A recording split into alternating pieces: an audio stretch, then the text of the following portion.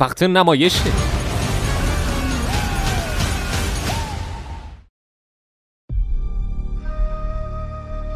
وقتی حرف از بد بودن باشه، ما یه زمان خیلی خوب بودیم.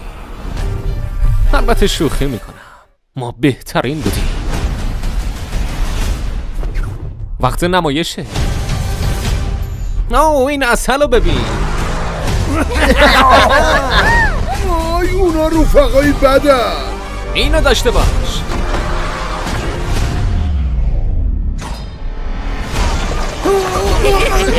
من عمرن ماشین دیگه به جز این عسل تو کل عمرم برونم.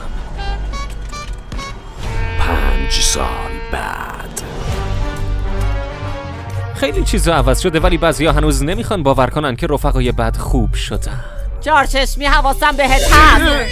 ده مریضی مگه؟ ببخشید دست خودم نبود غلط کردم. با اون شهرتی که ما داشتیم دیگه کار پیدا کردن آسون نبود. چی شده حالا شما میخواین تو بانک کار کنین؟ از شما چه پنهون، بهترین خاطراتم تو بانک بود. آره شما 3 بار بانک ها زدین. این بانک بوده؟ این تابستان. اسم من کیتی. ما شاگردای شما هستیم. دیوونه یه جرمای بزرگ. پس شما یه جورایی دخترای بد هم هستی. عینه یه انبهی با دندونی. واقعا من این سکیم. شما دنبال کارین و ما هم دنبال چند تا نیروی کمکی. البته حرفه‌ای. فکر کنم خبر رو نمیخونی، چون ما دیگه الان بچهای خوبی شدیم. البته این دقیقاً یه درخواست نبود. خب یعنی ما دوباره بد شدیم؟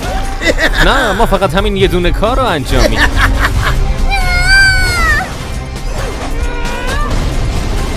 خیلی خب جناب هزار چهره، برو تو کاره. با احترام زیاد نقشتو بازی میکنم. گلای من کجایین و کاپچینو بدیم بخورین. رفقای بعد قسمت 2. ماره خوشخط و خاله بدانوقی کی بودی تو کوچولو؟ الان اون گیروگانته؟ نه ایشون نامزد بند است. بابا تا دیروز که همستر میخوردی. امسال در سینماها.